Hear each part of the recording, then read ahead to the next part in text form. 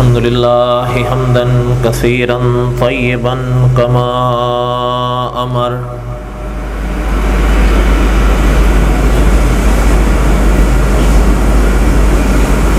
وأشهد أن لا إله إلا الله وحده لا شريك له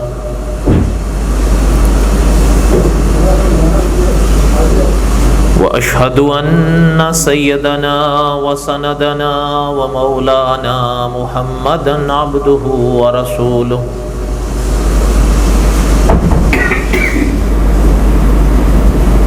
أما بعد أعوذ بالله من الشيطان الرجيم بسم الله الرحمن الرحيم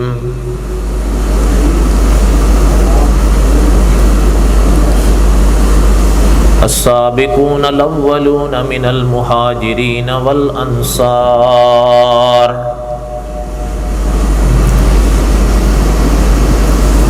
والذين اتبعوهم بإحسان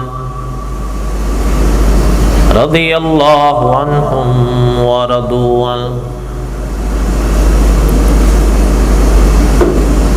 وقال الله تعالى في مقام آخر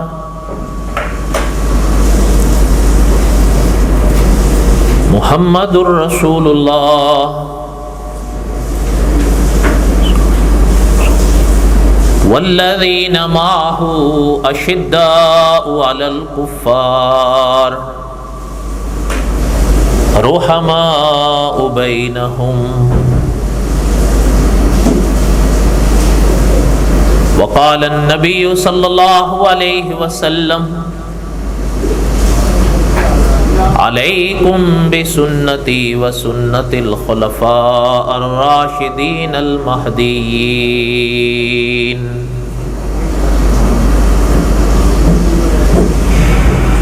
صدق اللہ العظیم وصدق رسولہ النبی الکریم ونحن علی ذلک لمن الشاہدین والشاکرین والحمد للہ رب العالمین اللہم صلی علی محمد وعلی آل محمد کما صلیت علی ابراہیم وعلی آل ابراہیم انکا حمید مجید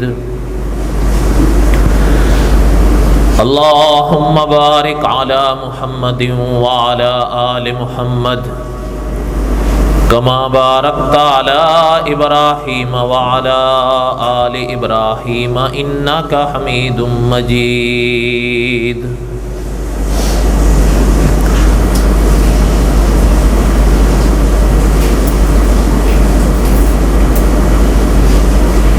ماہ رمضان میں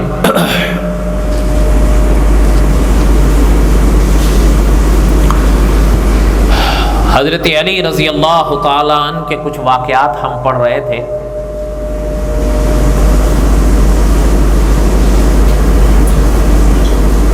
آپ میں سے کئی حضرات نے شاید پڑھا ہوگا یا علماء سے سنا ہوگا، اور عجب اتفاق ہے کہ آج ماہ رمضان کی 21 ہے اور حضرت علی رضی اللہ تعالی عنہ جب شہید ہوئے تھے تب بھی 21 رمضان تھی۔ ماہ رمضان کی 21 تاریخ جو ہے یہ حضرت علی رضی اللہ تعالی عنہ کا یوم شہادت تھا۔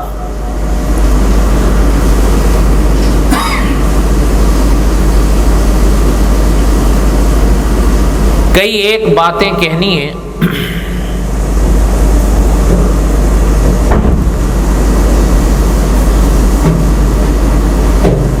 حضرت علی رضی اللہ تعالی عنہ پر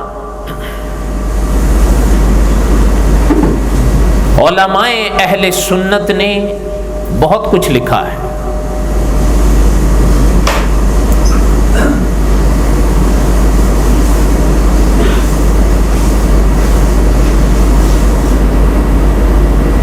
ہندوستان میں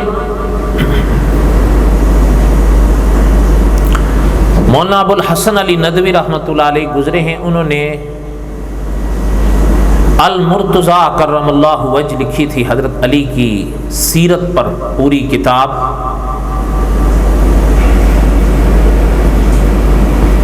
میں نے اکثر دروس میں اسی کتاب سے مدد لی ہے اور کہیں اور کتابوں سے بھی لی ہے جو علماء اہل سنت کی لکھی ہوئی ہیں۔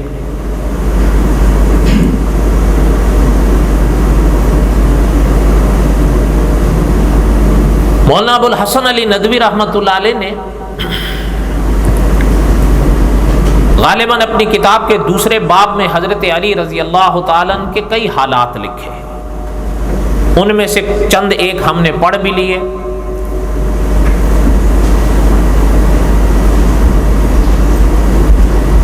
اور جو نہیں پڑھے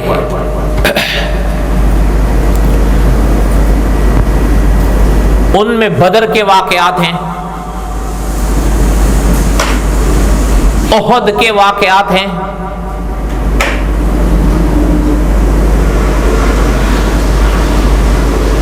وہ بھی پڑھنے ہیں لیکن ابھی نہیں۔ ارادہ ہے کہ اللہ تعالیٰ نے اگر زندگی دی اور اللہ تعالیٰ کو منظور ہوا تو جو قصص الانبیاء علیہم السلام کا ہمارا سلسلہ چل رہا ہے، کہ جب قصص الانبیاء کی آخری کڑی حضرت محمد الرسول اللہ صلی اللہ علیہ وسلم پر اگر ہم پہنچے، اللہ کو منظور ہوا، تو تب بدر کے اور احد کے واقعات تفصیل سے پڑھیں گے، اور پھر اسی مرحلے پر ہم حضرت علی رضی اللہ تعالیٰ عنہ کے بھی حالات پڑھیں گے انشاءاللہ۔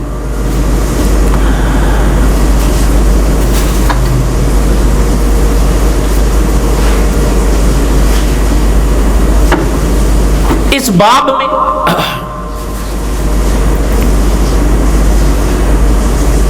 البتہ تھوڑا سا کہ بالکل ہی اس باب سے ہم ایسے گزر جائیں تب بھی دل کو گوارا نہیں ہے، اس لیے ایک آدھ واقعہ ان واقعات میں سے بھی پڑھ لیتے ہیں جو دوسرے باب میں حضرت علی کرم اللہ وجہ پر مولانا ندوی رحمۃ اللہ علیہ نے لکھے ہیں۔ اور ایک واقعہ تو ضرور ہی پڑھنا ہے کہ اس میں ایک پیغام اور پیغامات کے ساتھ پنہاں ہے۔ وہ واقعہ ہے حدیبیہ کا۔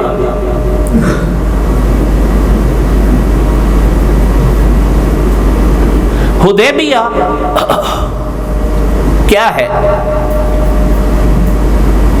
یہ انشاءاللہ قصص الانبیاء علیہم السلام میں حضور کی سیرت کے موقع پر آئے گا، ابھی صرف خلاصہ سنیں۔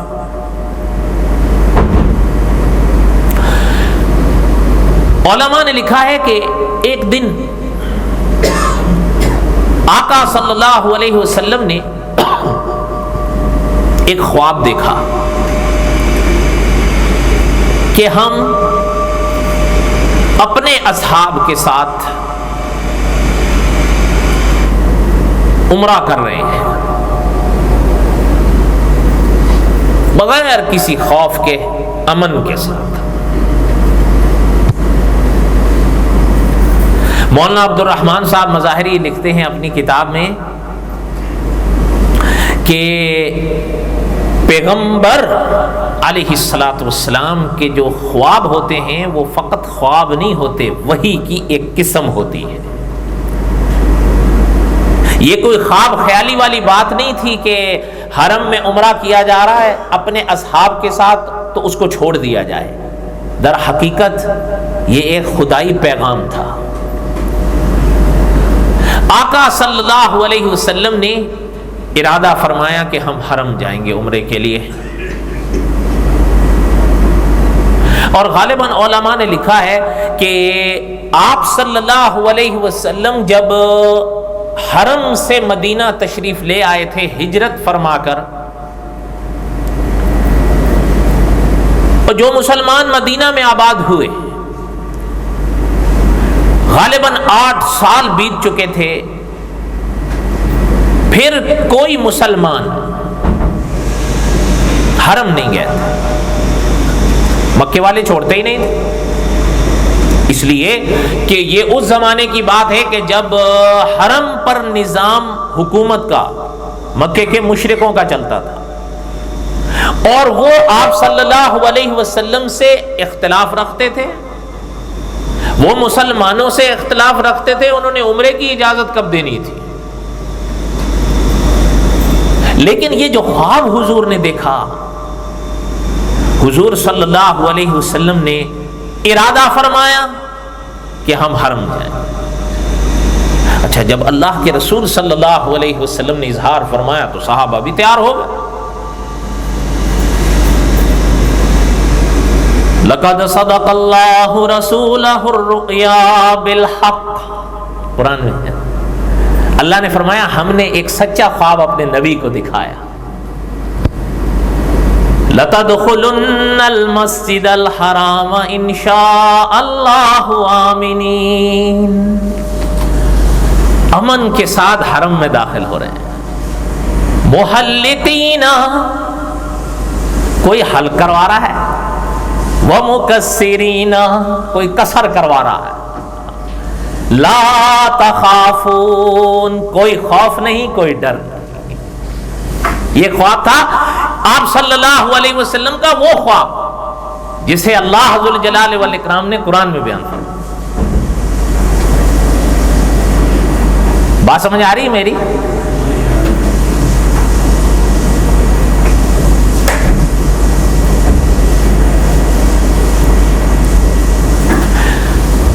آپ صلی اللہ علیہ وسلم چلے۔ علماء نے لکھا ہے کہ 1400 یا 1500،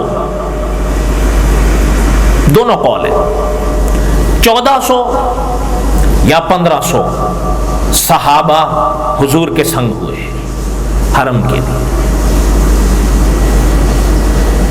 آپ صلی اللہ علیہ وسلم نے ایک صاحب کو، اب اللہ کے رسول تو اللہ کے رسول تھے صلی اللہ علیہ وسلم، علماء نے بڑی عجیب بات لکھی ہے کہ پیغمبر کی حکمت جہاں تک پہنچتی ہے کسی دوسرے انسان کی حکمت وہاں تک نہیں جاتی۔ پیغمبر ہوتے ہیں۔ اللہ کے رسول صلی اللہ علیہ وسلم سمجھتے تھے کہ ہمارا حرم جانا ایسی بات نہیں۔ حضور علیہ السلام نے ایک صاحب کا انتخاب فرمایا، ان سے فرمایا کہ آپ ہم سے آگے نکلو اور حرم کے حالات مجھے بتاؤ۔ گر مکے والوں کو اطلاع ہے ہمارے آنے کی تو ان کی حالت کیا ہے، کیا کر رہے ہیں؟ بات سمجھ رہے ہیں آپ؟ کیوں نہ چلتے چلتے عقیدے کا ایک مسئلہ بھی تازہ کر لیں کہ جو عالم الغیب ہوتے ہیں ان کو ان اداؤں کی ضرورت ہوتی ہے؟ نہیں سمجھ آئی بات آپ کو؟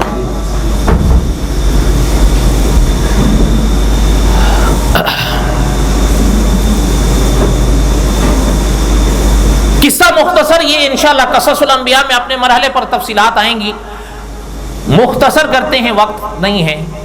آپ صلی اللہ علیہ وسلم کو اطلاع وہ صاحب لے کر پہنچے، یعنی آپ صلی اللہ علیہ وسلم کو اطلاع ملی ان کے حالات کی کہ وہ کیا کر رہے ہیں حضور کے آنے کی خبر سن کر۔ مکے والے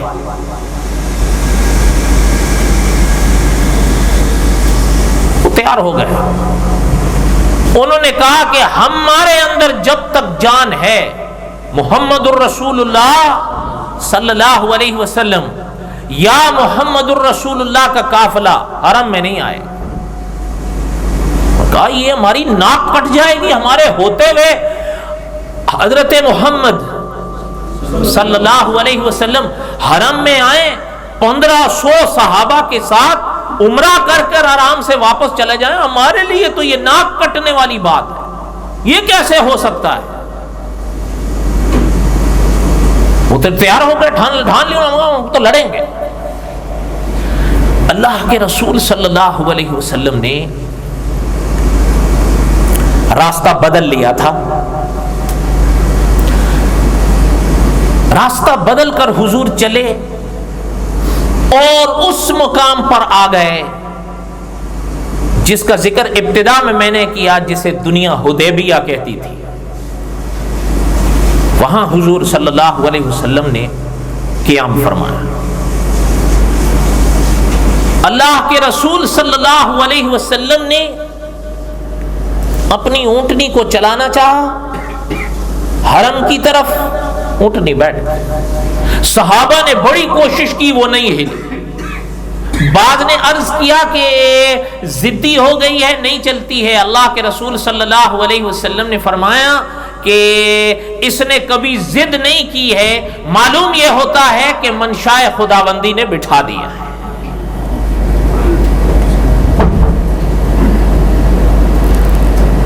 اللہ کے رسول صلی اللہ علیہ وسلم نے ارشاد فرمایا کہ حرم تک یہ بات پہنچاؤ کہ ہم لڑنے نہیں آئے ہیں، ہم نہ جنگ کرنے آئے ہیں، ہم صرف عمرہ کرنے آئے ہیں۔ خدا کے گھر میں ہم عبادت کریں گے، واپس چلے جائیں گے۔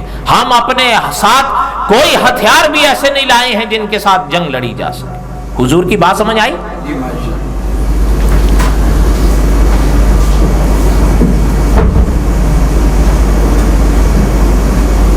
اب علماء نے فرمایا ہے کئی باتیں ہوئیں درمیان میں۔ آپ نے سن رکھا ہے جب حضرت عثمان کو بھیجا تو حضور علیہ الصلوۃ والسلام کے پاس ایک اطلاع پہنچی۔ درمیان میں اور بھی کچھ واقعات ہوئے ہیں، میں نے حذف کر دیے ہیں کیونکہ میں وہ بات سنانا چاہتا ہوں جس بات کا تعلق حضرت علی سے ہے کرم اللہ وجہ۔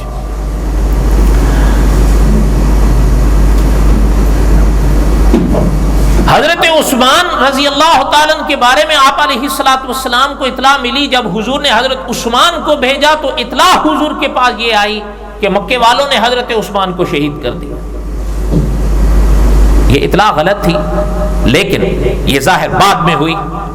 اللہ کے رسول صلی اللہ علیہ وسلم کو جب اطلاع ملی حضرت عثمان کی شہادت کی، اللہ کے رسول صلی اللہ علیہ وسلم آپ سب جانتے ہیں ایک درخت کے نیچے تشریف فرما ہوئے تھے اور اپنا پاک ہاتھ صحابہ کی طرف کر کے حضور نے ارشاد فرمایا تھا کہ جتنے ہو سارے میرے ہاتھ پر ہاتھ رکھ کر بیعت کرو کہ جب تک ہم عثمان کے خون کا بدلہ نہیں لیں گے واپس نہیں جائیں گے۔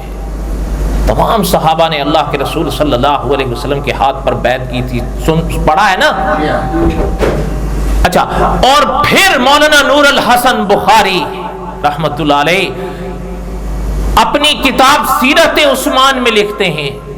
علماء اہل سنت نے کیا کیا چیزیں لکھی ہیں۔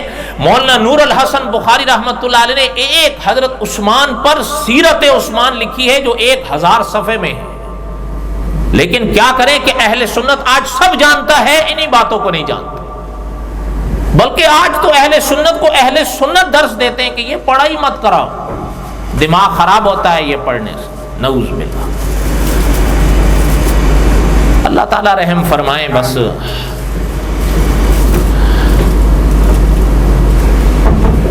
مولانا نور الحسن بخاری رحمت اللہ نے لکھا کہ اللہ کے رسول صلی اللہ علیہ وسلم نے اپنے ہاتھ پر صحابہ کے ہاتھ رکھوائے، اور جب صحابہ نے ہاتھ رکھ دیے تو اللہ کے رسول صلی اللہ علیہ وسلم نے اپنے ہاتھ کو حضرت عثمان کا ہاتھ قرار دیا رضی اللہ تعالیٰ عنہ، اور پھر اپنا ہاتھ اس ہاتھ پر رکھ کر ارشاد فرمایا کہ ہم اللہ کے رسول صلی اللہ علیہ وسلم بھی حضرت عثمان کے ہاتھ پر ہاتھ رکھ کے بیعت کرتے ہیں کہ جب تک عثمان کے خون کا بدلہ نہیں لیں گے ہم بھی مدینہ نہیں جائیں گے۔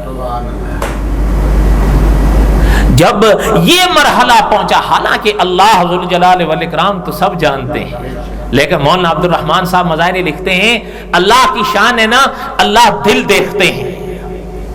یہ تمام کی تمام بیعت دل کے ساتھ کی گئی تھی. تو اللہ ذو الجلال والاکرام نے جو بات بعد میں ظاہر ہونی تھی وہ اپنے مرحلے پر ظاہر ہونی تھی، لیکن اللہ ذو الجلال والاکرام نے دل کی سچائی کا جو عوض دیا ہے، آپ دیکھیں آج بھی قرآن پاک میں موجود ہے کہ جب اللہ کے رسول صلی اللہ علیہ وسلم کے ہاتھ پر صحابہ کے ہاتھ آئے، حضرت عثمان کو اللہ کے رسول نے اپنا ہاتھ قرار دیا اور پھر اپنے ہاتھ سے بیعت کی، تو اللہ ذو الجلال والاکرام نے قرآن پاک کی آیت دے کر حضرت جبریل امین علیہ السلام کو بھیجا کہ فرمایا جا کر ہمارے نبی سے کہیے ید اللہ فوق ایدیہم، ان تمام ہاتھوں پر اللہ کا بھی ہاتھ شمار کر. سبحان اللہ. اور آگے اللہ نے قرآن میں فرمایا لقد رضی اللہ عن المؤمنین اذ یبایعونک تحت الشجرہ. شان ہے اللہ کی. بہرحال میرے کہنے کا مقصد یہ تھا، یہ تفصیلات تو اپنے موقع پر آئیں گی. جب مکے والوں کو اس بیعت کا پتہ چلا وہ ڈر گئے. انہوں نے اللہ کے رسول صلی اللہ علیہ وسلم سے بات چیت کرنے کا ارادہ ظاہر کر دیا. ساری تفصیلات تو نہیں سنائی جا سکتی اس موقع پر، ایک آخری حصہ سنیں. آخری مرحلے پر جو گفتگو پہنچنے لگی تو ایک صاحب کو مکے والوں نے اللہ کے رسول صلی اللہ علیہ وسلم کے پاس آخری مراحل میں بھیجا. ان کا نام تھا سہیل بن عمر. یہ بعد میں اللہ کے رسول پر ایمان لائے رضی اللہ تعالی عنہ. بعد میں اللہ کے رسول پر ایمان لے آئے تھے، اس مرحلے پر ابھی نہیں لائے تھے جو حدیبیہ میں ہو رہا تھا. یہ بات ذہن میں رکھیے. اچھا جب سامنے ہوئے نا، علماء نے بڑی عجیب بات لکھی ہے کہ اللہ کے رسول صلی اللہ علیہ وسلم کے پاک معنی کا مفہوم علماء نے لکھا ہے. جب اللہ کے رسول نے صلی اللہ علیہ وسلم سہیل پر نظر حضور کی پڑی کہ سہیل آ رہے ہیں بات کرنے ہیں، تو اللہ کے رسول صلی اللہ علیہ وسلم نے فرمایا ان کا آنے والے کا نام سہیل ہے نا، تو پتہ چلتا ہے اب صلح ہو جائے گی. نہیں سمجھ آئی بات آپ کو؟ نام کیا تھا؟ سہیل.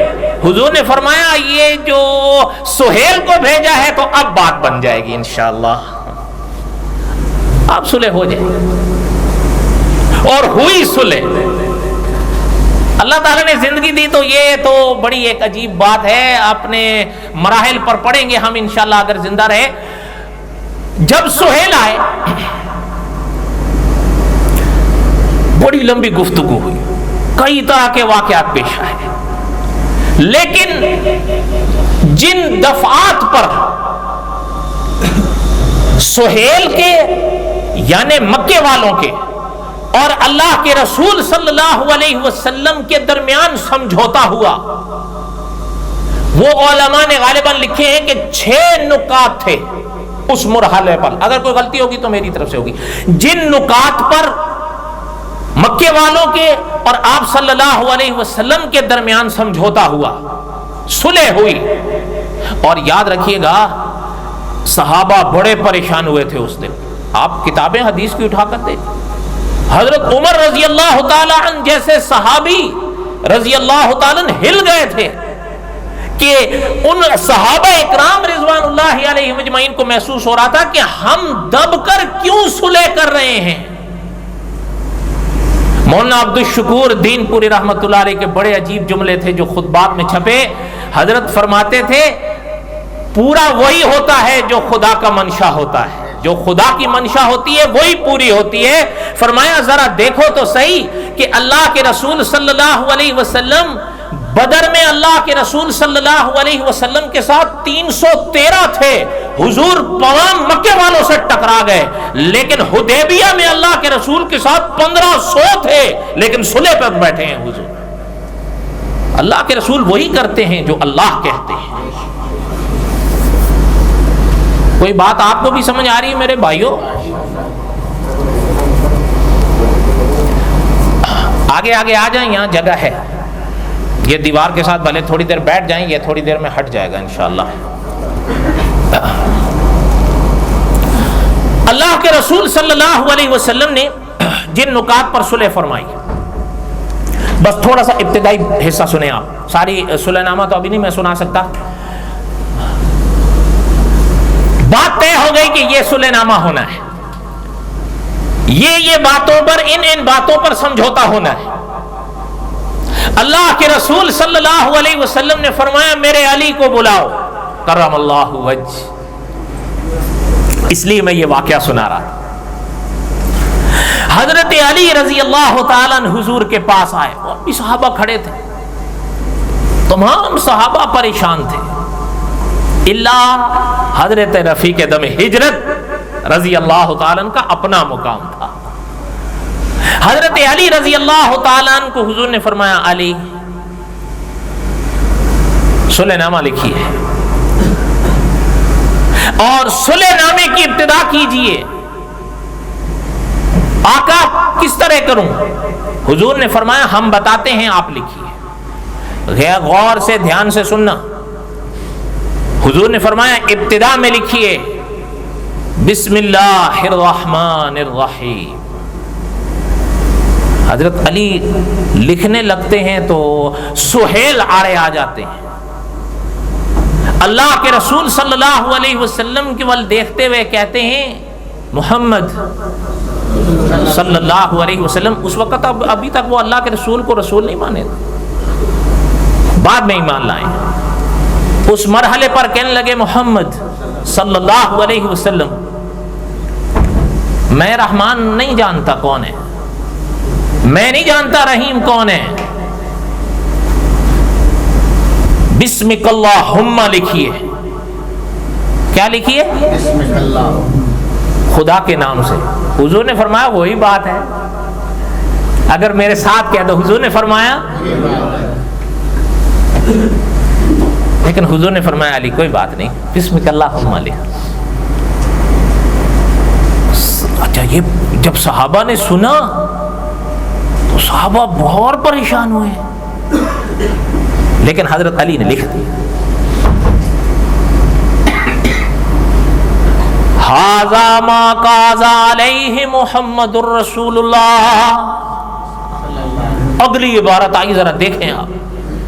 ھذا ما قاض علیہ محمد الرسول اللہ. حضور نے فرمایا علی یہ لکھیں. الفاظ پر غور کر لیجئے گا, ترجمے کا موقع نہیں. ھذا ما قاض علیہ محمد الرسول اللہ. سہیل حضور کا چہرہ دیکھنے لگے, کہنے لگے کہ محمد صلی اللہ علیہ وسلم اگر ہم آپ کو اللہ کا رسول مان لیتے تو پھر آپ سے ہمارے اختلافات ہی کیا رہ گئے تھے, پھر نہ آپ کے ساتھ ہماری کوئی جنگ تھی اور نہ ہی ہم نے آپ کو حرم میں جانے سے منع کیا تھا. ذرا حضرت شیخ مکی صاحب نے اس مرحلے پر دعوت فکر دی ہے کہ ذرا ان کے ذہن دیکھیں, ان کی تیزی دیکھیں. کہا ہم اگر اس پر صلح نامے پر میں دستخط کروں گا تو بات ہی پیچھے کہاں رہے گی, ہم آپ کو محمد الرسول اللہ مانتے ہی کب ہیں. حضور نے فرمایا پھر کہنے لگا آپ محمد ابن عبداللہ لکھیے. کیا لکھیے؟ محمد ابن عبداللہ. حضور کے والد کا نام تھا نا.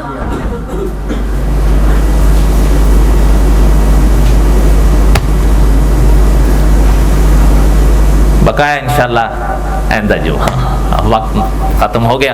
اللہ ذو الجلال والاکرام ہم سب کے حامی و ناصر ہوں.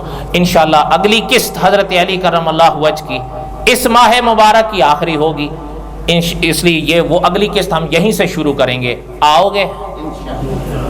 2-3 نکاح یا 4 نکاح انشاءاللہ, باقی اللہ کا فضل ہے. آؤ گے؟ وما علینا الا البلاغ المبین. سنت